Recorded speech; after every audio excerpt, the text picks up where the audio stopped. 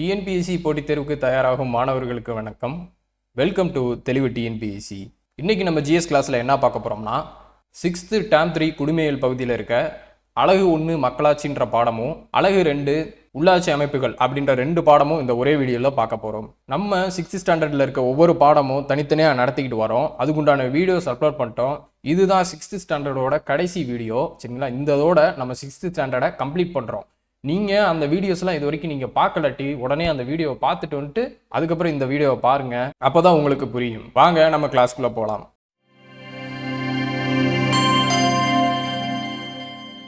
பாடம் மக்களாட்சி. இந்த பாடத்தில் என்ன கற்றுக்க போகிறோம்னா, மக்களாட்சினா என்ன, அதோட பொருள் என்னன்றதை கற்றுக்க போகிறோம். மக்களாட்சியோட வகைகள், அது என்னென்ன வகைகள் இருக்குது மக்களாட்சியில் அப்படின்னு சொல்லி பார்க்க போகிறோம். நம்மளோட அரசமைப்பு சட்டத்தோட கட்டமைப்பு அதை புரிஞ்சுக்க போகிறோம். இதுக்கு முன்னாடி அரசமைப்பு சட்டம் அப்படின்னு சொல்லி முன்னாடி பாடத்தில் படித்தோம் பார்த்தீங்களா? அதை பற்றி கொஞ்சம் டீட்டெயிலாக இங்கே கொடுத்துருப்பாங்க. அதில் இருக்கிற இன்ஃபர்மேஷன் இங்கே வரும். அடுத்து மக்களாட்சியின் நோக்கம் அதை புரிஞ்சு கொள்ள போகிறோம். இதை பற்றி தான் நம்ம இந்த பாடத்தில் படிக்க போகிறோம். இந்த பாடத்தில் பாயிண்ட் பை பாயிண்டாக படிக்கிறது தான் பெஸ்ட்டு, சரிங்களா? வாங்க ஃபர்ஸ்ட் பாயிண்ட் போவோம். ஆக்சுவலாக மக்களாட்சினா என்ன? மக்களால் மக்களுக்காக மக்களே நடத்தும் ஆட்சி மக்களாட்சி அப்படின்னு சொல்லி யார் சொல்லியிருக்காருன்னா ஆபிரகாம் லிங்கம் இந்த பாக்ஸ் பாயிண்ட்ல கொடுத்துருக்காங்க. மக்களால் மக்களுக்காக மக்களே நடத்தும் ஆட்சி. அதாவது இப்போ நம்ம இருக்கோம் பார்த்தீங்களா, இந்தியா இருக்குல்ல, இது ஒரு மக்களாட்சி நாடு. இப்போ நம்மளை ஆள்றது யாரு? அதே மக்கள், நம்ம மக்கள் தானே, நம்ம தேர்ந்தெடுக்கிற மக்கள் தானே, அதைத்தான் சொல்றாங்க இதுல. அது என்னன்னு சொல்லி டீட்டெயிலாக இங்கே கொடுத்துருக்காங்க பாருங்க. ஒரு நாட்டின் குடிமக்கள் தேர்தல் வழியில் தங்களது பிரதிநிதிகளை தேர்ந்தெடுக்கவும் அதன் மூலம் அரசு அதிகாரத்தில் நேரடியாக பங்கேற்பதையும் தான் மக்களாட்சி என்கிறோம். புரியுதுங்களா? ஒரு நாட்டோட குடிமக்கள் தேர்தல் வழியில தங்களோட பிரதிநிதிகளை தேர்ந்தெடுக்கவும் அவங்க மூலமா அரசு அதிகாரத்துல நேரடியா பங்கேற்பது தான் மக்களாட்சின்றாங்க. மக்களாட்சி அமைப்பில் குறிப்பிடத்தகுந்த அளவு அதிகாரம் மக்களிடம் இருக்கும். அவர்கள் நேரடியாக அரசியலில் ஈடுபடவும் அரசின் முடிவெடுக்கும் நடைமுறைகளில் பங்கு பெறவும் இயலும். சரிங்களா? மக்களாட்சியில சில வகைகள் இருக்கு, அது என்னன்னு சொல்லி பார்ப்போம். இப்ப இந்த பாயிண்ட்ல என்ன சொல்றாங்கன்னா, மக்களாட்சி அமைப்புல குறிப்பிடத்தகுந்த அளவு அதிகாரம் மக்கள்கிட்ட தான் இருக்கான். அவர்கள் நேரடியாக அரசியலில் ஈடுபடலாம், அதே மாதிரி அரசோட முடிவெடுக்கும் நடைமுறைகளில் பங்கு பெறவும் இயலும். அதை தான் இங்கே சொல்றாங்க. பாக்ஸ் பாயிண்ட் கொடுத்துருக்காங்க பாருங்க. மக்களாட்சியின் பிறப்பிடம் கிரேக்கமாகும். கிரேக்கத்துல இருந்து அந்த மக்களாட்சின்ற கோட்பாடே வந்துச்சு. அது என்னன்னா டெமோக்ரஸின்ற ஆங்கில சொல் டீமோஸ் மற்றும் கிரேஷியா அப்படின்ற 2 கிரேக்க சொல்லிலிருந்து பெறப்பட்டதாகும். டெமோக்ரஸின்றது மக்களாட்சியோட இங்கிலீஷ் தான் டெமோக்ரஸி. அந்த டெமோக்ரஸின்ற வார்த்தை எதுலேருந்து எடுக்கப்பட்டதுன்னா டீமோஸ் மற்றும் கிரேஷியா அப்படின்ற 2 கிரேக்க சொற்கள்ல இருந்து பெறப்பட்டது. டீமோஸ்னா மக்கள், அதே மாதிரி கிரேஷியானா அதிகாரம். மக்கள் அதிகாரம் சொல்றோம் பார்த்தீங்களா, அதே மாதிரி மக்களாட்சி. இந்த பாக்ஸ் பாயிண்ட் புரிஞ்சுங்களா? மக்களாட்சியின் பிறப்பிடம் கிரேக்கம். டெமோக்ரஸின்ற வார்த்தை இருக்கு பார்த்தீங்களா, அது எங்கிருந்து எடுக்கப்பட்டதுன்னா டீமோஸ் அப்புறம் கிரேஷியா அப்படின்ற 2 கிரேக்க சொற்கள்ல இருந்து பெறப்பட்டது. டீமோஸ்னா மக்கள், கிரேஷியானா அதிகாரம். இப்போ மக்களாட்சியில வகைகள் இருக்குன்னு சொல்லி பார்த்தோமா, அது என்னன்னா நேரடி மக்களாட்சி டைரக்ட் டெமோக்ரஸின்னு சொல்லுவாங்க, மறைமுக மக்களாட்சி அல்லது பிரதிநிதித்துவ மக்களாட்சி ரெப்ரசன்டேட்டிவ் டெமோக்ரஸி. இது 2 தான் மக்களாட்சியில வகைகள், சரிங்களா? நேரடி மக்களாட்சினா இப்போ நம்ம பிரதிநிதித்துவ மக்களாட்சி தெரியும், நம்ம நாடை பத்தி தெரியும். நம்ம நாடு பிரதிநிதித்துவ மக்களாட்சி, இதை தெரிஞ்சுக்கிட்டாலே நேரடி மக்களாட்சி என்னன்னு சொல்லி தெரிஞ்சு போயிடும். இப்போ நம்ம நாட்டில் பார்த்தீங்கன்னா பல கோடி மக்கள் இருக்காங்க. இப்போ ஒரு சட்டம் இயற்றுறாங்க நாடாளுமன்றத்தில் வைங்களேன். இப்போ நாட்டுக்காக ஒரு சட்டம் இயற்றுறாங்க.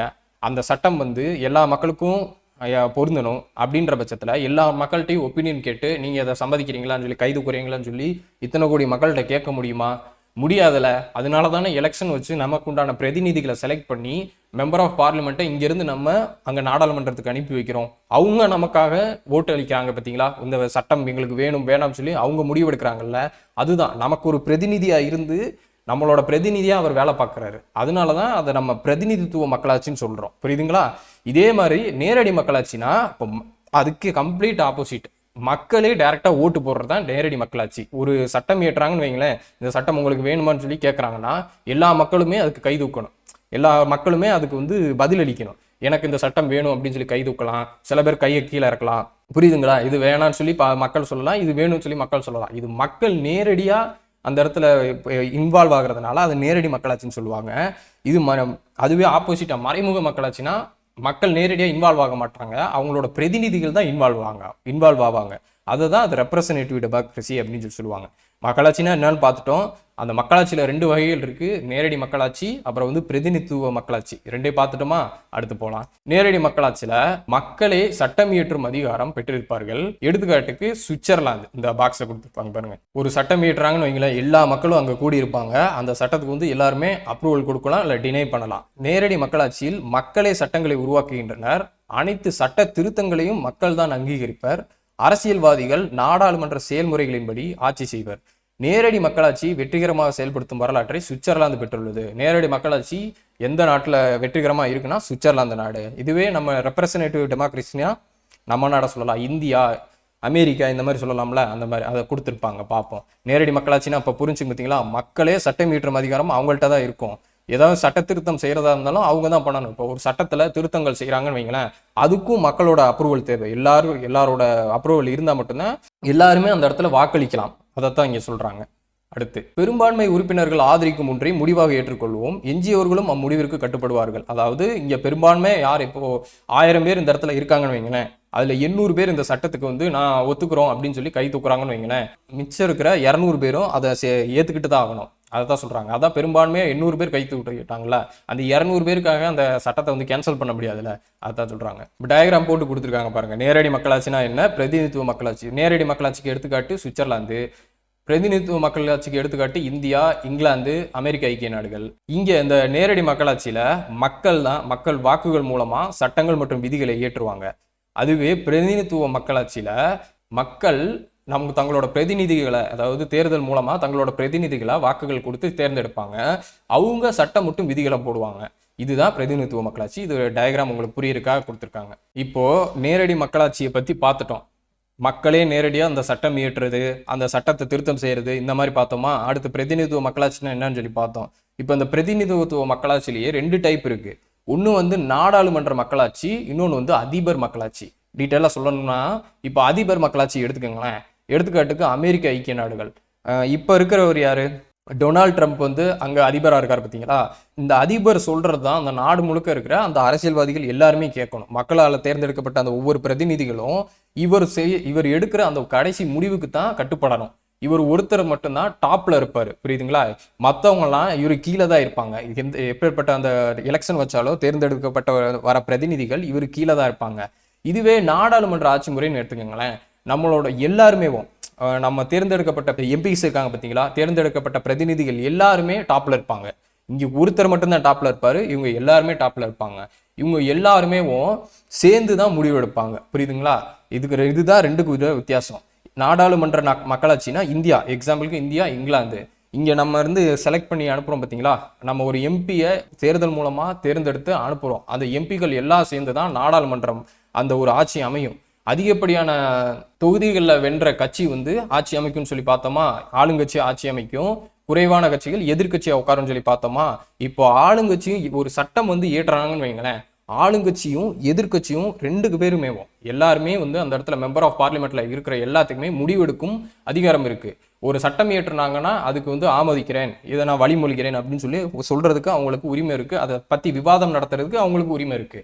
அவங்க எல்லாருமே வந்து ஒரு 100 பேர் இருக்காங்கன்னு வைங்களேன், எடுத்துக்காட்டுக்கு ஒரு 100 பிரதிநிதிகள் இருக்காங்கன்னு வைங்களேன், அதுல 80 பிரதிநிதிகள் கை தூக்கிட்டு இந்த சட்டம் வர்றதுக்கு நாங்க ஓகே சொல்றோங்க அப்படின்னு சொல்லி சொன்னா அந்த சட்டம் ஆயிரும்.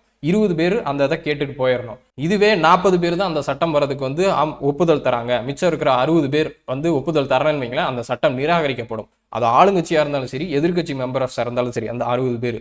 இதுதான் நாடாளுமன்ற மக்களாட்சின்னு சொல்லுவாங்க. அதிபர் மக்களாட்சினா இப்ப அதிபர் எடுத்துக்கிட்டு அவர் சொல்றதுதான் சட்டம், அவர் சொல்றதுதான் தீர்ப்பு, அந்த மாதிரின்னு வச்சுக்கோங்க. அந்த மாதிரி ஒருத்தர்கிட்ட தான் அதிகப்படியான அதிகாரம் இருக்கும். இதுவே நாடாளுமன்ற மக்களாட்சினா அந்த எல்லா எம்பிஸ்க்குமே அந்த அதிகாரம் இருக்கும். புரிஞ்சுங்களா? மக்களாட்சினா என்னன்னு பார்த்தோம். மக்களாட்சியோட வகைகள் 2 இருக்குன்னு பார்த்தோம். நேரடி மக்களாட்சி, பிரதிநிதித்துவ மக்களாட்சி. நேரடி மக்களாட்சினா மக்களே நேரடியாக அந்த சட்டம் இயற்றுதல், சட்டம் திருத்துதல் அதுல ஈடுபடுறது. அதுவே பிரதிநிதித்துவ மக்களாட்சினா மக்களால் தேர்ந்தெடுக்கப்பட்ட பிரதிநிதிகள் நமக்காக வாக்களிக்கிறது. அதுதான் பிரதிநிதித்துவ மக்களாட்சி. இந்த பிரதிநிதித்துவ மக்களாட்சியும் 2 வகையா இருக்குன்னு பார்த்தோம். ஒண்ணு வந்து நாடாளுமன்ற மக்களாட்சி, 2வது அதிபர் மக்களாட்சி. நாடாளுமன்ற மக்களாட்சியில அதிகாரம்ன்றது எல்லா மெம்பர் ஆஃப் பார்லிமெண்ட் அவங்க எல்லார்கிட்டுமே இருக்கும். ஆனா இங்க அதிபர் மக்களாட்சியில பவர்ன்றது அதிபர்கிட்ட மட்டும்தான் இருக்கும். அடுத்து, ஜனநாயக ரீதியாக முடிவெடுக்கிறதுனா என்னன்னு கேள்வி கேட்குறாங்க. டெமோக்ராட்டிக் டிசிஷன் மேக்கிங் அப்படின்னா மக்களாட்சி அமைப்புகளில் முடிவெடுக்கும் அதிகாரம் தலைவரிடம் குவிந்திருக்காது. மாறாக அவ்வதிகாரம் ஒரு குழுவிடம் தான் இருக்கும். சட்ட திட்டங்களுக்கும் விதிமுறைகளுக்கும் உட்பட்டு இயங்கும் அக்குழு தொடர்புடையவர் அனைவரையும் உள்ளடக்கிய வெளிப்படையான உரையாடல்களை முன்னெடுக்கும். பின்னர் அவர்களிடையே ஒருமித்த கருத்தொற்றுமை ஏற்பட்டதும் இறுதி முடிவினை எடுக்கும். இதைத்தான் ஜனநாயக ரீதியாக முடிவெடுத்தல் என்கிறோம். இங்க அதிபர் மாதிரி இல்லாம ஆப்போசிட்டா ஒரு குழுட்ட இருக்கான். அந்த அதிகாரம் ஒரு குழுவிட்ட இருக்கும். அதுதான் சட்டத்திட்டங்களும் விதிமுறைகளுக்கு உட்பட்டு இயங்கும் இந்த குழு. இதே மாதிரிதான் நாடு இயங்குது. நாடாளுமன்ற மக்களாட்சி முறை இப்படித்தான் இயங்குது அப்படின்னு சொல்லி இதுல உங்களுக்கு புரியறதுக்காக கொடுத்துருக்காங்க. நம்ம தமிழ்நாடு சட்டமன்றம் பாருங்க. தமிழ்நாடு சட்டமன்றத்துல இப்படித்தான் இங்கிட்ட பூரா உட்காந்துருக்கவங்க ஆளுங்கட்சி, ஆப்போசிட்ல உட்காந்துருக்க பூரா எதிர்கட்சி, அந்த மாதிரி உட்காந்துருப்பாங்க. சபாநாயகர் இங்க உட்காந்துருப்பாரு, முதல்வர், அமைச்சர்கள், முன்னாடி இருக்கிறவங்க பூரா அமைச்சர்கள், பின்னாடி இருக்கிறவங்க பூரா சட்டமன்ற உறுப்பினர்கள், இந்த மாதிரி அமர்ந்திருப்பாங்க. அது இவங்க எல்லாரும் இந்த ஒரு சட்டம் இயற்றுறாங்கன்னா ஆளுங்கட்சியும் அவங்களுக்கு ஒப்புதல் தரணும், எதிர்கட்சியும் அந்த அதுக்கு பெரும்பான்மையானதுல ஒப்புதல் வந்துச்சுன்னு வைங்களேன், அப்பதான் அந்த சட்டம் சட்டமாகும். ஒவ்வொருத்தருங்களுக்குமே இங்க இருக்கிற சட்டமன்ற உறுப்பினர்கள் இருக்காங்க பார்த்தீங்களா, இவங்க எல்லாத்துக்குமே பவர் இருக்கு. அதைத்தான் அங்க சொல்லியிருக்காங்க. தமிழ்நாடு சட்டமன்றம் எக்ஸாம்பிள் கொடுத்துருக்காங்க. பாக்ஸ் பாயிண்ட் 2007 ஐநா சபை செப்டம்பர் 15 நாளை உலக மக்களாட்சி தினமாக அறிவித்துள்ளது. 2007 செப்டம்பர் 15 நாளை உலக மக்களாட்சி தினமாக அறிவித்துள்ளது. இதுவே இன்னொன்னு படிச்சோம் பார்த்தீங்களா, காந்தியோட பிறந்த நாளை உலக அகிம்சை நாள் அப்படின்னு சொல்லி ஐநா சபை அறிவிச்சிச்சு பார்த்தீங்களா, அது எந்த வருஷம் சொல்லுங்க பார்ப்போம். போன பாடத்துல படித்தோம். ஞாபகம் இல்லாட்டி அந்த பாடத்தை போய் படிச்சுட்டு வந்துருங்க. இந்த பாடம் முடிஞ்சதுக்கப்புறம், இந்தியா போன்றதொரு மக்கள் தொகை மிக்க நாட்டில் அனைவரும் நிம்மதியாக வாழ வேண்டும் என்றால் மக்கள் அனைவரும் விதிகள், வழிமுறைகள், உரிமைகள் மற்றும் கடமைகள் அறிந்து பின்பற்ற வேண்டியது அவசியமாகிறது. நமது அரசமைப்பு சட்டம் அத்தகைய வழிமுறைகளை நமக்கு வழங்கியுள்ளது. அரசமைப்பு சட்டம்னா என்ன அப்படின்னு சொல்லி போன பாடத்துல படித்தோம். அவை நமது நாட்டின் சட்ட ஒழுங்கை காப்பாற்றுவதில் பெரும்பங்கு வகிக்கின்றன. இது எல்லாமே போன பாடத்துல படிச்சாதான். இது போன பாடத்தோட ரிப்பீட்டடா வரும். அரசமைப்பு சட்டம் நமக்கு என்ன மாதிரியான உரிமைகளை வழங்கியிருக்கு?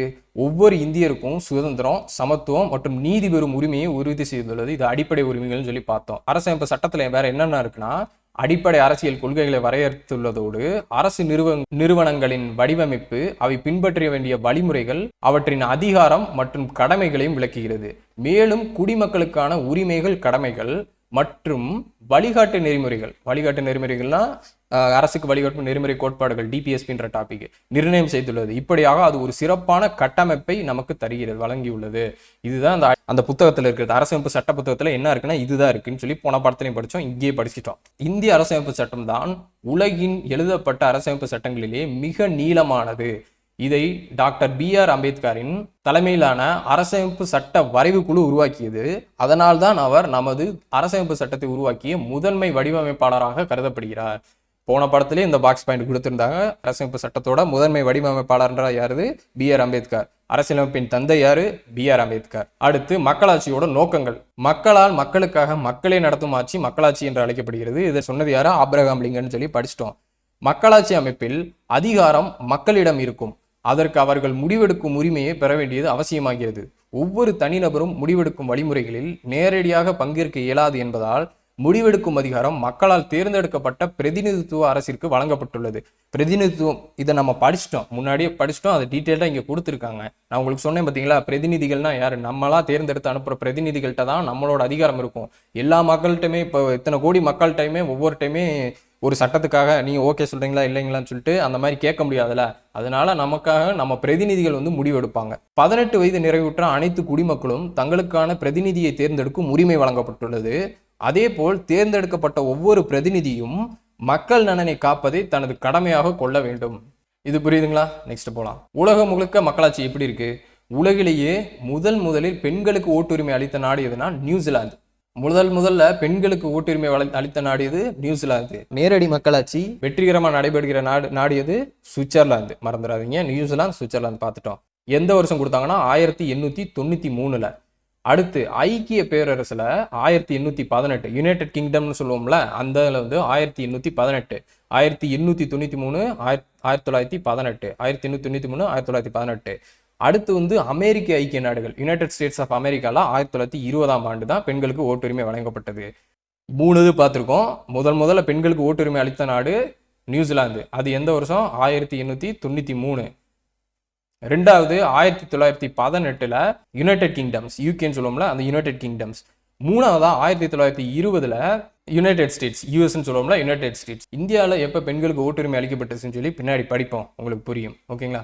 அதே காலகட்டத்தில் இந்த 1920 இருந்துச்சு பார்த்தீங்களா, அந்த காலகட்டத்தில் இந்தியாவில் பணக்காரர்களுக்கு மட்டும்தான் ஓட்டுரிமை வழங்கப்பட்டிருந்தது.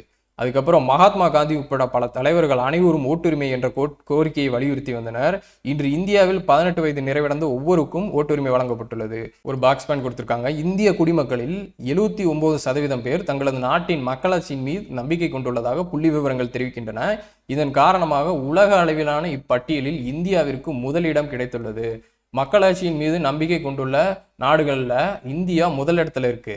அதில் இந்திய மக்கள் அந்த டேட்டா என்னன்னா, இந்திய குடிமக்கள் 79% பேர் தங்களோட மக்களாட்சி மேலே நம்பிக்கை வச்சிருக்காங்கன்றாங்க. இந்த பாக்ஸ் பாயிண்ட் ரொம்ப இம்பார்ட்டன்ட். அடுத்து உலகின் பழமையான மக்களாட்சி நாடுகள் என்னென்னு சொல்லி கொடுத்துருக்காங்க. ஈஸியாக நீங்கள் இந்த நாடுகளை பார்த்தாலே புரியும். ஃபர்ஸ்ட் எடுத்தோன்னே கிரேக்கம். நம்ம பார்த்தோம், மக்களாட்சின்ற கோட்பாடு உருவான இடமே கிரேக்கத்தில் இருந்தான். எப்போ? பொது ஆண்டு முன் 5ஆம் நூற்றாண்டு, கிறிஸ்துக்கு முன் 5ஆம் நூற்றாண்டிலேயே அங்கே மக்களாட்சி நாடாக இருந்திருக்கு கிரேக்கம். அதுக்கப்புறம் வந்ததா ரோமானிய பேரரசு, கிமு 300லேருந்து 50 வரைக்கும் அந்த காலகட்டம் சேர்ந்தது. அடுத்து சான் மரினோஸ், மூணாவதாக இருக்கிறது சான் மரினோஸ், கிபி. இது ரெண்டும் கிமுல இருக்கு. அதுக்கப்புறம் வந்து கிபிக்கு போயிட்டோம் 301. அடுத்து ஐஸ்லாந்து 930, கிபி 930. மனித தீவு ஐல் ஆஃப் மென்னு சொல்லுவாங்க, அங்கே 927. இங்கிலாந்து 13ஆம் நூற்றாண்டு. சரிங்களா? கடைசியா அமெரிக்க ஐக்கிய நாடுகள் 1879. இந்த இயர்ஸை பார்த்துக்குங்க, இந்த இடங்களை பார்த்துக்குங்க, இதுதான் முக்கியம். அவ்வளோதாங்க, இந்த பாடம் முடிஞ்சு. புக் பேக் கொஸ்டினை பார்த்துட்டு அடுத்த பாடத்துக்கு போவோம். ஆதி மனிதன் எந்த பகுதியில் குடியேறி விவசாயம் செய்ய தொடங்கினான்? ஆற்றங்கரையோரம். நம்ம நாகரிகங்கள்ன்றத பாடத்துலேருந்து முன்னாடி இருந்தே அதை படிச்சுட்டு தான் வந்துட்டு இருக்கோம். மக்களாட்சியின் பிறப்பிடம் இருந்ததுங்க, இப்போதான் சொன்னேன், கிரேக்கம். உலக மக்களாட்சி தினம் செப்டம்பர் 15. 2007 ஐநா சபை அறிவிச்சிச்சு பார்த்தீங்களா, உலக மக்களாட்சி தினம் சொல்லி. அது நேரடி மக்களாட்சியில் வாக்களிப்பவர்கள் யார்? பிரதிநிதிகளா நேரடி மக்களாட்சியில் வாக்களிப்பாங்க? ஆண்களா பெண்களா வாக்காளர்களா? வாக்காளர்கள். மக்கள்னு சொல்லி கொடுக்கலாம், இல்லை வாக்காளர்கள்னு சொல்லி கொடுக்கலாம். இங்கே புக்கில் கொடுத்துருக்கனால வாக்காளர். நேரடி மக்களாட்சியில் மக்கள் தான் வாக்களிப்பாங்க. பிரதிநிதித்துவ மக்களாட்சிகளில் தான் பிரதிநிதிகள் வாக்களிப்பாங்க. அதையும் நல்லா ஞாபகம். நேரடி மக்களாட்சியை செயல்படுத்தும் நாடு என்னன்னு பார்த்தோம், சுவிட்சர்லாந்து. மக்களாட்சிக்கான வரையறையை வகுத்தவர் ஆப்ரஹாம் லிங்கன். மக்களால் மக்களுக்காக மக்களே செய்யுமாச்சு மக்களாட்சின்னு சொல்லி பார்த்தோமா, அது. மக்கள் எதை அளிப்பதன் மூலம் தங்கள் பிரதிநிதிகளை தேர்ந்தெடுக்கின்றனர்? வாக்களிப்பதன் மூலம். நம் நாட்டில் எந்த வகை மக்களாட்சி செயல்படுகிறது? பிரதிநிதித்துவ மக்களாட்சி, ரெப்ரசன்டேட்டிவ் டெமோக்ரஸி. மறந்துடாதீங்க. அவ்வளவு இந்த பாடம் முடிஞ்சு நம்ம அடுத்த படத்துக்கு போறோம். இப்போ உள்ளாட்சி அமைப்பு, ஊரகமும் நகர்ப்புறமும். இந்த பாடம் எதுக்காக நம்ம படிக்கணும்னு கேட்டிங்கன்னா, நம்மளோட உள்ளாட்சி அமைப்புகளை ஒரு புரிஞ்சு வச்சுக்கிறதுக்காக. நம்ம உள்ளாட்சி அமைப்புகள்லாம் என்ன?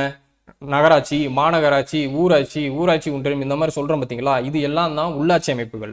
இந்த உள்ளாட்சி அமைப்புகள்னா எப்படி, என்ன அது எப்படி செயல்படுது அப்படின்னு சொல்லி தான் இந்த பாடத்தில் படிக்க போகிறோம். வாங்க பாடத்துக்குள்ள போகலாம்.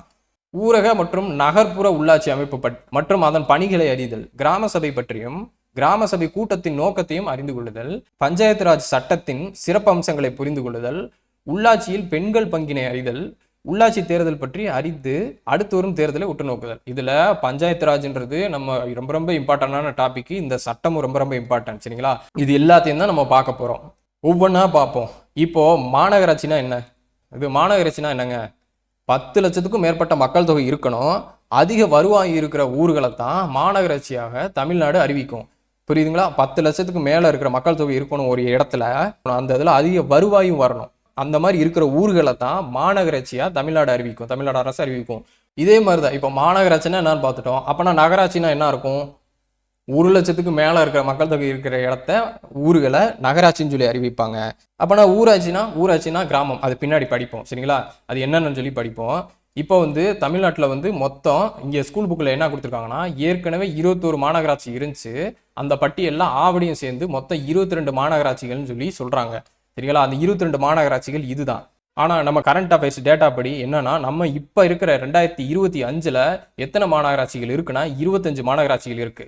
22வதா ஆவடி சேர்ந்துச்சு பார்த்தீங்களா? அடுத்து 23வதா புதுக்கோட்டை.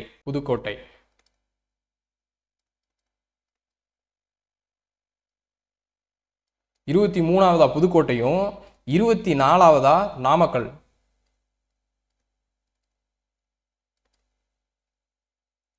25வதா திருவண்ணாமலை,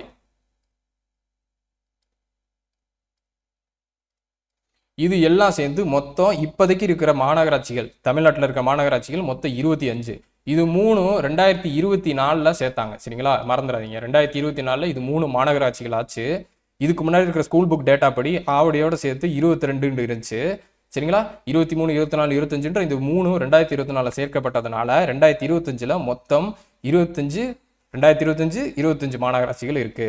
1688 உருவாக்கப்பட்ட சென்னை மாநகராட்சி தான் இந்தியாவிலே மிக பழமையான உள்ளாட்சி அமைப்பாகும். 1688 உருவாக்கப்பட்டதான் இந்த சென்னை மாநகராட்சி. இதுதான் இந்தியாவிலே மிக பழமையான உள்ளாட்சி அமைப்பு. நிறைய தடவை ப்ரீவியஸ் கொஸ்டின்ல வந்திருக்கு, அதனால மறந்துடாதீங்க. இந்த பாயிண்ட் ரொம்ப இம்பார்ட்டன்ட். இப்போ பெரிய லெவல்ல அதிகப்படியான 10 லட்சத்துக்கு மேல இருக்கிற மக்கள் தொகை இருக்கிற இடத்தையும் அதே மாதிரி அதிகப்படியான வருவாய் வர இடங்களையும் ஒரு மாநகராட்சியை அறிவிப்பாங்கன்னு சொல்லுவோமா, அது மாதிரி எத்தனை டைப் இருக்கு. அதே மாதிரி கிராமங்களும் நம்ம ஊர்ல இருக்கு. அந்த கிராமங்களை எப்படி வகைப்படுத்துறாங்கன்னு கேட்டீங்கன்னா, நகர்ப்புறத்தை மாநகராட்சி, நகராட்சி, பேரூராட்சி அப்படின்னு சொல்லி பிரிக்கிறாங்க. அதே மாதிரி கிராமப்புறத்தை எப்படி பிரிக்கிறாங்கன்னா, ஊராட்சி, ஊராட்சி ஒன்றியம், மாவட்ட ஊராட்சி அப்படின்னு சொல்லி பிரிச்சிருக்காங்க. இது 2 டைப் புரியுதுங்களா. நகர்ப்புறம் ஒரு நகரம்னு எடுத்துக்கிட்டீங்கன்னா அதை மாநகராட்சி, மாநகராட்சினா 10 லட்சத்துக்கு அதிகமான மக்கள் இருக்கிற இடம் மாநகராட்சி. நகராட்சினா இப்போ 1 லட்சத்துக்கு மேல இருக்கிற மக்கள். அதே மாதிரி கிராமப்புறத்தை எப்படி பிரிச்சிருப்பாங்கன்னா, ஊராட்சி, ஊராட்சி ஒன்றியம், மாவட்ட ஊராட்சி இப்படின்னு சொல்லி பிரிச்சிருப்பாங்க. இப்போ ஒன்னொன்னா படிப்போம் வாங்க. மாநகராட்சிக்கு அடுத்த நிலையில 1 லட்சத்துக்கும் அதிகமான மக்கள் தொகையிடம் இருக்கிற வருவாய் அதிகமாக இருக்கிற ஊர்களை நகராட்சின்னு சொல்லி சொல்லுவாங்க. மாநகராட்சினா என்னன்னு பார்த்தோம், 10 லட்சத்துக்கு அதிகமான பீப்புள் வசிக்கிற இடம், பாப்புலேஷன் இருக்கிற இடம், வருவாய் அதிகமாக இருக்கிற இடத்த மாநகராட்சின்னு சொல்லுவோம். இங்கே 1 லட்சம், 1 லேக் அப்படின்னு சொல்லி ஞாபகம், ரெண்டையும் மறந்துடாதீங்க. தமிழ்நாட்டில் முதலாக உருவாக்கப்பட்ட நகராட்சி எதுனா வாலாஜாபேட்டை. இதுதான் தமிழ்நாட்டில் முதலாக உருவாக்கப்பட்ட நகராட்சி. இதுவே தமிழ்நாட்டில் முதலாக உருவாக்கப்பட்ட மாநகராட்சி இது சென்னை. இது எப்போ உருவாக்கப்பட்டது? 1688. ரெண்டையும் மறந்துடாதீங்க. முதலாக உருவாக்கப்பட்ட மாநகராட்சினா சென்னை, நகராட்சினா வாலாஜாபேட்டை. அடுத்து மாநகராட்சி பார்த்துட்டோம், நகராட்சி பார்த்துட்டோம். பேரூராட்சினா என்ன சார் அப்படின்னு கேட்டிங்கன்னா, சுமார் 10,000 பேர் வாழக்கூடிய ஒரு ஊராக இருந்தால் அதுதான் பேரூராட்சின்னு சொல்லுவாங்க. ஆக மாநகராட்சிக்கு 10 லட்சத்துக்கு மேலே, நகராட்சிக்கு 1 லட்சத்துக்கு மேலே. இதுவே பேரூராட்சினா 10,000 பேர் இருக்கிறது. இதுல இப்போ இம்பார்ட்டன்டான பாயிண்ட், இந்தியாவிலே முதல் முறையாக பேரூராட்சி என்ற உள்ளாட்சி அமைப்பு தமிழ்நாட்டில் தான் அறிமுகம் செய்யப்பட்டது. அவங்க மொத்தம் 3 படித்தோம், மாநகராட்சி, நகராட்சி, இப்போ பேரூராட்சி பார்த்தோம். முதல்ல உருவாக்கப்பட்ட மாநகராட்சி எது? சென்னை. இதுதான் இந்தியாவிலே பழமையான ஒரு மாநகராட்சி. அடுத்து நகராட்சி, முதலாக உருவாக்கப்பட்ட தமிழ்நாட்டில் முதலாக உருவாக்கப்பட்ட நகராட்சி எதுனா வாலாஜாபேட்டை. அடுத்து பேரூராட்சின்ற கோட்பாடு இந்தியாலேயே உள்ளாட்சி அமைப்பு தமிழ்நாட்டில் தான் அறிமுகம் செய்யப்பட்டது. தமிழ்நாட்டில் தான் முதலாக அந்த பேரூராட்சின்ற உள்ளாட்சி அமைப்பு அறிமுகம் செய்யப்பட்டது அப்படின்றாங்க. புரியுதுங்களா? இப்போ இந்த மாநகராட்சி இருக்கு பார்த்தீங்களா, இதெல்லாம் யாரு நிர்வகிப்பாங்க அப்படின்னு கேட்டீங்கன்னா, மாநகராட்சி இந்திய ஆட்சிப்பணி அதிகாரி ஒருவர் ஆணையராக இருப்பார். இந்திய ஆட்சிப்பணி அதிகாரினா ஐஏஎஸ்ன்னு சொல்லுவோம்ல, அவர் ஐஏஎஸ் ஆஃபீஸர் தான் ஆணையராக இருப்பார். மாவட்ட கலெக்டர்னு சொல்லுவோம்ல, அவர் தான். அடுத்து நகராட்சிக்கு யார் இருப்பாங்கன்னா அரசு அதிகாரிகள் நகராட்சி ஆணையர்களாக நியமிக்கப்படுவார்கள். அடுத்து பேரூராட்சிக்கு யார் இருப்பாங்கன்னா செயல் அலுவலர், ஈவோன்னு சொல்லுவாங்கல்ல, அவர். 3 ஞாபகம் வச்சுக்கோங்க. மாநகராட்சிக்கு கலெக்டர், அது கீழே இருக்கிறவருக்கு நகராட்சி ஆணையர்கள், அது கவர்மெண்ட் ஆஃபீஸர்ஸ்க்கு நகராட்சி ஆணையர்கள் நியமிக்கப்படுவாங்க. அடுத்து பேரூராட்சிக்கு பார்த்தீங்கன்னா ஈஓ, ஹையரார்க்கி மறந்துடாதீங்க.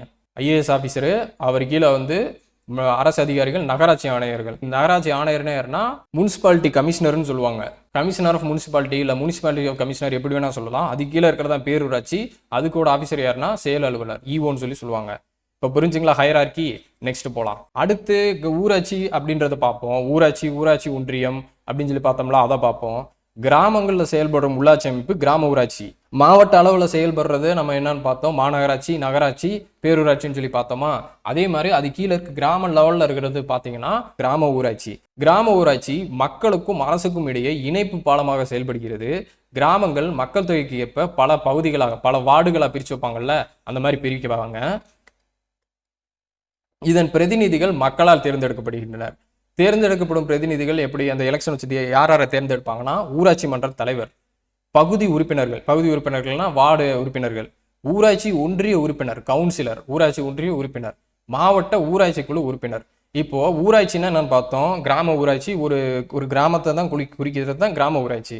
அப்போ ஊராட்சி ஒன்றியம்னா பல கிராம ஊராட்சிகள் ஒன்றிணைந்து ஊராட்சி ஒன்றியம் அமைக்கப்படுகிறது. பல கிராமங்கள் ஒன்று சேர்ந்தாதான் ஒரு ஊராட்சி ஒன்றியம் சொல்லி அமைக்கப்படுது. அது ஒவ்வொரு ஊராட்சியிலும் ஊராட்சி ஒன்றிய உறுப்பினர் ஒருவர் தேர்ந்தெடுக்கப்படுகிறார். இந்த கவுன்சிலர்னு சொல்லி பார்த்தோம்ல, இவர் தான் ஊராட்சி மன்ற உறுப்பினர். பகுதி உறுப்பினர்கள்னா வார்டு கவுன்சிலர்ஸ் சொல்லுவோம்ல, அவங்க இந்த கவுன்சிலர்ஸ் இருக்காங்க பார்த்தீங்களா, இவங்க தங்களுக்குள்ள ஒருவரை ஊராட்சி ஒன்றிய தலைவராக தேர்ந்தெடுத்துக்குவாங்க. இப்போ ஊராட்சி ஒன்றியம்னா ஒரு எடுத்துக்காட்டுக்கு ஒரு 10 கிராமங்கள் இருக்குன்னு வைங்களேன். அந்த 10 உள்ளாட்சி அமைப்புகளில் இருக்கிற கிராம அளவில் இருக்கிற அந்த உள்ளாட்சி அமைப்புகளில் நம்ம எலெக்ஷன் வைக்கிறாங்க. அதில் ஊராட்சி ஒன்றிய உறுப்பினர்கள் தேர்ந்தெடுக்கப்படுவாங்க ஒவ்வொரு ஊராட்சிக்கும். இந்த 10 பேரில் ஒருத்தரை இவங்கள சூஸ் பண்ணிக்குவாங்க. அவர் தான் ஊராட்சி ஒன்றிய தலைவர்னு சொல்லி சொல்லுவாங்க. சரிங்களா? அதே மாதிரி துணைத் தலைவரும் தேர்ந்தெடுக்கப்பட்டுருவாங்க. தலைவர் துணைத் தலைவர் அப்படின்னு சொல்லி அவங்களே தேர்ந்தெடுத்துக்குவாங்க. இதோட நிர்வாக அலுவலர் கவர்மெண்ட்ல இருந்து இதை பாத்துக்கிறது யாருன்னா வட்டார வளர்ச்சி அலுவலர், பிடிஓன்னு சொல்லுவாங்க, பிளாக் டெவலப்மெண்ட் ஆபீசர். அவர் தான் இதோட நிர்வாக அலுவலர். இப்போ மாவட்ட அளவுல பார்த்ததுல இங்க என்னன்னு சொல்லி பார்த்தோம். மாநகராட்சியை பொறுத்த வரைக்கும் இந்திய ஆட்சி பணியை சேர்ந்த ஒருத்தர் தான் ஆணையரா இருப்பாரு. நகராட்சி அரசு அதிகாரிகள் நகராட்சி ஆணையரா இருப்பாங்க. அதே மாதிரி பேரூராட்சிக்கு செயல் அலுவலர். அதே மாதிரி இப்ப நம்ம ஊராட்சிக்கு பார்த்தோம்னு வைங்களேன், ஊராட்சி ஒன்றியத்துக்கு தான் வட்டார வளர்ச்சி அலுவலர் இருப்பாரு, பிளாக் டெவலப்மெண்ட் ஆபீசர். அடுத்து பாக்ஸ் பாயிண்ட் ரொம்ப முக்கியம். நீலகிரி மற்றும் பெரம்பலூர் மாவட்டங்கள் ஒவ்வொன்றிலும் 4 ஊராட்சி ஒன்றியங்கள் மட்டும்தான் இருக்கு. இப்போ குறைஞ்சபட்சம் 4ல இருந்து அதிகபட்சம் எவ்வளவு வேணா இருக்கலாம், அந்த மாதிரி இருக்கிறதா ஊராட்சி ஒன்றியங்கள் சொல்லுவாங்க. இதுல நம்ம தமிழ்நாட்டை பொறுத்த வரைக்கும் ஒரு டேட்டா கொடுத்துருக்காங்க. என்னன்னா நீலகிரி மற்றும் பெரம்பலூர் மாவட்டங்கள்ல ஒவ்வொன்றையும் 4 ஊராட்சி ஒன்றியங்கள் தான் இருக்குன்றாங்க. அடுத்து மாவட்ட ஊராட்சினா பார்த்துட்டோம், ஊராட்சி ஒன்றியம்னா பார்த்துட்டோம். அதுக்கப்புறம் இருக்கிறதா மாவட்ட ஊராட்சி என்னன்னா ஒவ்வொரு மாவட்டத்திலும் ஒரு மாவட்ட ஊராட்சி அமைக்கப்படுகிறது. ஒரு மாவட்ட ஊராட்சின்னு சொல்லி அமைக்கிறாங்க. அதுல 50,000 மக்கள் தொகை என்ற அடிப்படையில மாவட்டம் பல பகுதிகளாக பிரிக்கப்படுகிறது. டிஸ்ட்ரிக்ட் பஞ்சாயத்து வார்டு அப்படின்னு சொல்லுவாங்க. இப்போ இந்த மாவட்ட ஊராட்சி செப்பரேட்டா ஞாபகம் வச்சுக்கோங்களேன். இப்போ ஊராட்சின்றது கிராமம்னு சொல்லி பார்த்தோம். அந்த கிராமங்கள் சேர்ந்தது பல கிராமங்கள் சேர்ந்தது தான் ஊராட்சி ஒன்றியம் சொல்லி பார்த்தோமா. இப்போ மாவட்டத்தை எப்படி பிரிக்கிறாங்கன்னா, இப்போ இந்த மாதிரி மாவட்டங்கள் இருக்கு பார்த்தீங்களா, ஒரு நிர்வாக வசதிக்காக இந்த மாவட்டங்களை மாவட்ட ஊராட்சிகளை பிரிக்கிறாங்க. ஒரு 50,000 மக்கள் இருக்கிற தொகையில இருக்கிறத ஒரு மாவட்ட ஊராட்சி அதாவது மாவட்ட ஊராட்சி பகுதி அப்படின்னு சொல்லி பிரிச்சுக்குவாங்க ஒரு நிர்வாக வசதிக்காக. அதை தான் இங்க சொல்லியிருக்காங்க. 50,000 மக்கள் இருக்கிறத ஒரு மாவட்ட ஊராட்சி. இந்த பகுதியில் 50,000 பேர் இருக்காங்க, ஒரு 4-5 ஊராட்சி ஒன்றியங்கள் சேர்ந்தது ஒரு 50,000 மக்கள் இருக்காங்க, இதை ஒரு மாவட்ட ஊராட்சியை வச்சுக்குவோம், அதே மாதிரி இதை ஒரு மாவட்ட ஊராட்சியை வச்சுக்கோம் அப்படின்னு சொல்லி பிரிப்பாங்க. அடுத்து பகுதி உறுப்பினர்களை வார்டு கவுன்சில் சொல்லுவோம்ல, அவங்களை கிராம ஊராட்சி மக்கள் தேர்தல் மூலம் தேர்ந்தெடுக்கின்றனர். மாவட்ட ஊராட்சி குழு உறுப்பினர்கள் தங்களுக்குள் ஒருவரை மாவட்ட ஊராட்சி குழு தலைவராக தேர்ந்தெடுக்கின்றனர். என்ன சொல்ல வராங்கன்னா, நம்மளோட ஊராட்சி இருக்கு பார்த்தீங்களா, அந்த லெவல்ல தான் நம்ம போய் வாக்களிக்க முடியும். அதுக்கு மேல நம்ம பார்த்தோம் ஊராட்சி ஒன்றிய தலைவரை யார் தேர்ந்தெடுக்குவாங்க, அந்த கவுன்சிலர்ஸ்களே தேர்ந்தெடுத்துக்குவாங்க. அதே மாதிரி மாவட்ட ஊராட்சி இருக்கு பார்த்தீங்களா, அவங்களும் இது மாதிரி மாவட்ட ஊராட்சியை சொல்லி 50,000 மக்கள்னு சொல்லி பிரிச்சு வச்சிருக்காங்கல்ல, அங்க இருக்கிற கவுன்சிலர்ஸ் எல்லாம் சேர்ந்து அவங்களுக்குள்ளேயே ஒரு தலைவரை தேர்ந்தெடுத்துக்குவாங்க. இதைத்தான் சொல்றாங்க. புரியுதுங்களா? நெக்ஸ்ட், ஊராட்சி மற்றும் ஊராட்சி ஒன்றியங்களின் வளர்ச்சி திட்டங்களை கண்காணிக்கவும் மேற்பார்வையிடவும் செய்கின்றனர் இந்த மாவட்ட ஊராட்சி தலைவர்கள். உள்ளாட்சி அமைப்புகள் தேர்ந்தெடுக்கப்பட்ட மக்கள் பிரதிநிதிகளால் நிர்வகிக்கப்படுகின்றன. பகுதிகள்னா வார்டு, தொகுதினா தெரியும் உங்களுக்கு, என அழைக்கப்படுகின்றன. பகுதி உறுப்பினர்களை மக்கள் நேரடி தேர்தல் மூலம் தேர்ந்தெடுக்கின்றனர். பகுதி உறுப்பினர்கள்லாம் வார்டு கவுன்சிலர் சொல்லுவோம்ல, அவங்கள. உள்ளாட்சி அமைப்புகள் தேர்ந்தெடுக்கப்பட்ட மக்கள் பிரதிநிதிகளால் நிர்வகிக்கப்படுகின்றன. இந்த பாயிண்ட் புரியுதுங்களா? அடுத்து இதே மாதிரியே மாநகராட்சி தலைவர்னா மேயர், நகராட்சி தலைவரும் நேரடி தேர்தல் மூலம் மக்களால் தேர்வு செய்யப்படுகின்றனர். நிர்வாக அலுவலர்கள் வேற, நிர்வாகத்தை பார்த்துக்கிறது வேற, தலைவர்கள் வேற. இப்ப மாநகராட்சி தலைவர்னா மேயர்னு சொல்லுவோமா, அவங்கள மக்கள் தேர்தல் மூலம் தான் தேர்ந்தெடுக்கிறாங்க. அதே மாதிரி நகராட்சி தலைவரையும் மக்கள் நேரடி தேர்தல் மூலம் தான் தேர்வு செய்யறாங்க. எப்படி நம்ம உள்ளாட்சி அமைப்புகளுக்கு பார்த்தோம், மாவட்ட ஊராட்சிக்கு தேர்ந்தெடுக்கிறது எப்படின்னு சொல்லி பார்த்தோமா, இதே மாதிரி இங்க கொடுத்துருக்காங்க. மாவட்ட அளவில் எப்படி இருக்கும், ஒரு மாநகராட்சி, பேரூராட்சி, நகராட்சி அப்படின்னா எப்படி இருக்கும் அப்படின்னு சொல்லி பார்க்குறாங்க. மாநகராட்சி துணைத் தலைவரும் நகராட்சி துணைத் தலைவரும் அந்தந்த பகுதி உறுப்பினர்களால் தேர்வு செய்யப்படுவார்கள். தலைவர்கள் நேரடி தேர்தல், மாநகராட்சி துணைத் தலைவர் அப்புறம் நகராட்சி துணைத் தலைவர் இருக்காங்கல்ல, அவங்கள வார்டு உறுப்பினர்களே தேர்வு செஞ்சுக்குவாங்க. புரிஞ்சுங்களா?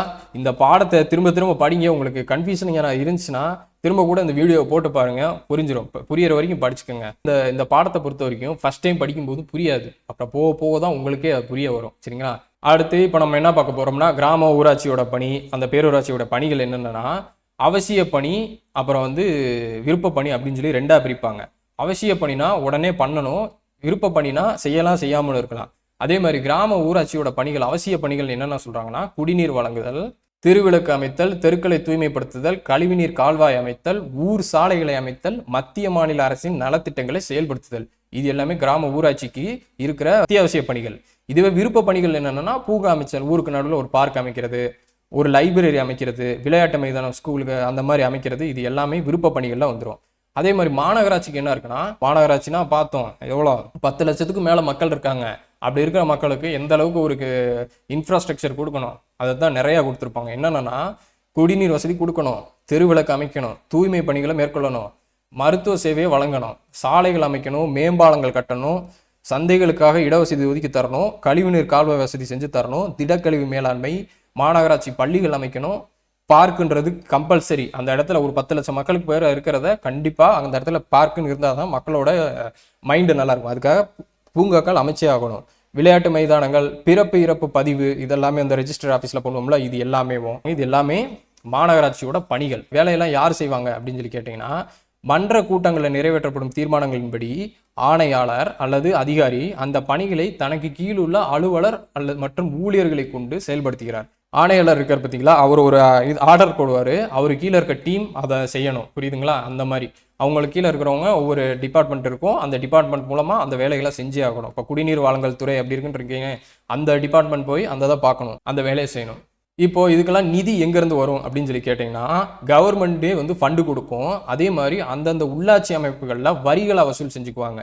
வரி வசூல்னா என்னென்ன வரிகளாக இருக்குன்னா, இப்போ கிராம ஊராட்சியை பொறுத்த வரைக்கும் என்னென்ன வரினா, வீட்டு வரி, தொழில் வரி, கடைகள் மீதான வரி, குடிநீர் இணைப்புக்கான கட்டணம், நில வரியிலிருந்து ஒரு குறிப்பிட்ட பங்கு, சொத்துரிமை மாற்றம் ஒரு குறிப்பிட்ட பங்கு, மத்திய மாநில அரசுகளின் நிதி ஒதுக்கீடு, இன்னும் பல இதெல்லாம் கிராம ஊராட்சியோட வருவாய். இதுவே மாநகராட்சிக்கு வருவாய் என்னன்னா, அதே மாதிரி தான் வரும். வீட்டு வரி, குடிநீர் வரி, கடை மீதான வரி, தொழில் வரி, பொழுதுபோக்கு வரி, கேளிக்கை வரின்னு சொல்லுவோம்ல, அந்த பொழுதுபோக்கு வரின்னு ஒன்று இருக்கும், வாகன கட்டணம், மத்திய மாநில அரசுகளின் நிதி ஒதுக்கீடு, இன்னும் பல. இது எல்லாமே மத்திய மாநில அரசுகள் நிதி ஒதுக்கீடு செஞ்சிருந்தாலும் அதை தவிர இந்த வரிகள்லாம் இருக்கு பார்த்தீங்களா, இது நேரடியாக மாநகராட்சிக்கு தான் போகும். அவங்கள தான் யூஸ் பண்ணி நமக்கு அதெல்லாம் செஞ்சு கொடுக்கணும். அடுத்து இந்த கிராம சபை, அதை பற்றி பார்ப்போம். ஒவ்வொரு ஊராட்சியிலும் ஒரு கிராம சபை அமைக்கப்பட்டுள்ளது. இது ஒரு நிரந்தர அமைப்பு. இது இந்த எலெக்ஷன் வச்சு 5 வருஷத்துக்கு ஒருக்க கலைஞ்சு போகிற மாதிரி அமைப்பு கிடையாது. இது ஒரு நிரந்தர அமைப்பு, ஒவ்வொரு ஊராட்சியிலுமே இருக்கும். இது கிராம சபை கூட்டம் சிறிய கிராமங்களில் நடைபெறும். கிராம சபையை மக்களாட்சி அமைப்பின் ஆணிவேராகும். இந்த கிராம சபை கூட்டம் நடக்குது பார்த்தீங்களா, இந்த மாதிரி கிராம சபை கூட்டம், இந்த போட்டோ கொடுத்துருக்காங்க பாருங்க, பாலவீடு முதல்நிலை ஊராட்சி, இந்த மாதிரி தான் ஒரு இது நடக்கும், கூட்டம் நடக்கும். இது நிரந்தரமான அமைப்பு. எப்பயுமே 5 வருஷத்துக்கு ஒருக்க மாறுற மாதிரி அமைப்பு கிடையாது. இதுக்கு முன்னாடி பார்த்த தேர்தல் மூலமாக தேர்ந்தெடுக்கப்பட்ட வரவங்க மாறுவாங்க, ஆனால் இது மாறாது. அதில் 18 வயசு நிறைவடைஞ்சு அந்த ஊராட்சி வாக்காளர் பட்டியலில் பெயர் உள்ளவங்க எல்லாருமே அதில் கலந்து கொள்ளலாம். இக்கூட்டம் ஆண்டுக்கு 4 முறை கூடும். மாவட்ட ஆட்சித்தலைவர், வட்டார வளர்ச்சி அலுவலர் பிடிஓன்னு சொல்லி பார்த்தோம்ல, அவர், ஊராட்சி மன்ற தலைவர், துணைத் தலைவர் மற்றும் பகுதி உறுப்பினர்கள் போன்றோரும் இக்கூட்டத்தில் கலந்து கொள்வாங்க. அப்போது மக்கள் தேவைகள், அவங்களோட குறைகள் எல்லாத்தையும் சொல்லிக்கலாம். இந்த கிராம சபை கூட்டம் இருக்கு பார்த்தீங்களா, இது ஆண்டுக்கு 4 முறை கூடும். ஸ்கூல் புக்கில் கொடுத்துருக்காங்க.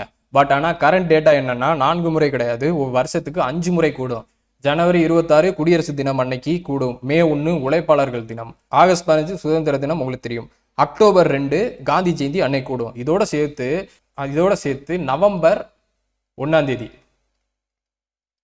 இது உள்ளாட்சி தினம்னு சொல்லுவாங்க.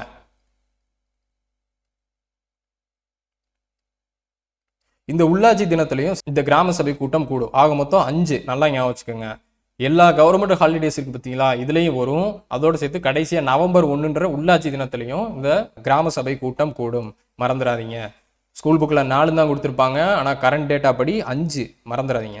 இந்த காலத்தை தவிர அவசர காலங்களில் அந்த சமயத்திலையும் கிராம சபை கூட்டம் கூடும். சரிங்களா? அவசர காலம்னா எமர்ஜென்சி டைம், இந்த ஒரு வெள்ள பாதிப்பு இந்த மாதிரி ஏற்படும் பார்த்தீங்களா, பேரிடர், இந்த மாதிரி சமயங்கள்லையும் கூடுறதுக்கு வாய்ப்புகள் இருக்கு. உள்ளாட்சி அமைப்புகளின் அதிகாரங்களை பரவலாக்குவது என்ற நோக்கத்திற்காக பஞ்சாயத்து ராஜ் சட்டம் 1992 ஏப்ரல் 24 கொண்டு வரப்பட்டது. இப்படியான ஒரு அமைப்பு வேண்டும் என்று இதற்கு பெயர் வைத்தவர் நம்ம மகாத்மா காந்தி.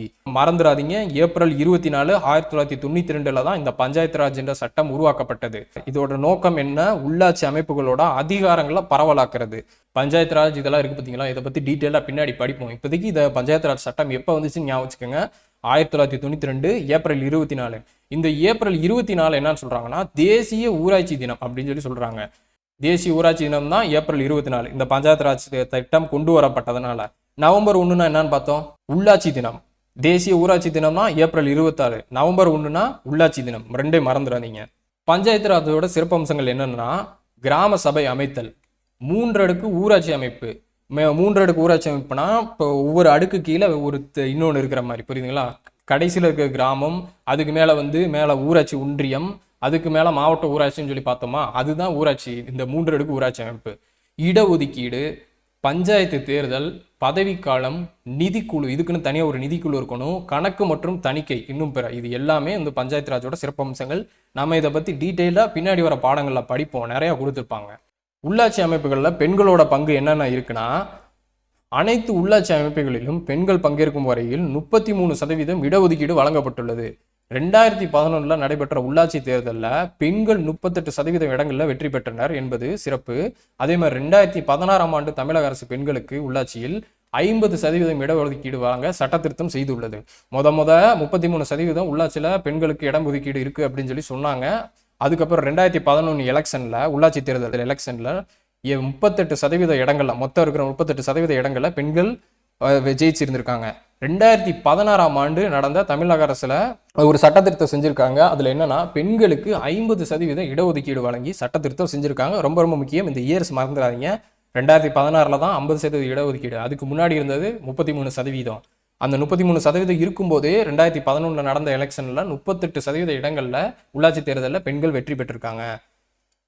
ப்ரீவியஸ் இயர் கொஸ்டின்ல வந்திருக்கு இருந்தது, அதனால சொல்றேன். உள்ளாட்சி தேர்தல்னா என்னன்னு சொல்லி பார்ப்போம். உள்ளாட்சி பிரதிநிதிகளின் பதவிக்காலம் 5 ஆண்டுகள். இதற்கான தேர்தல் 5 ஆண்டுகளுக்கு ஒரு முறை நடைபெறுகிறது.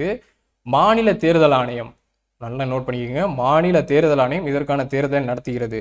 இதுவே இந்த நம்ம ஸ்டேட் எலெக்ஷன் இருக்கு பார்த்தீங்களா, இதை சூஸ் பண்றது எதுனா இந்திய தேர்தல் ஆணையம். அதை நடத்துறது இந்திய தேர்தல் ஆணையம். இப்போ முதலமைச்சர் அப்புறம் அமைச்சர்கள் இவங்கெல்லாம் தேர்ந்தெடுக்கிறாங்கல்ல, இந்த எலெக்ஷனை நடத்துறது இந்திய தேர்தல் ஆணையம். இதுவே நம்ம உள்ளாட்சி அமைப்புகளை எடுத்துக்கிட்டேன்னு வைங்களேன், இந்த உள்ளாட்சி அமைப்புகள் தேர்தலை நடத்துறது எது?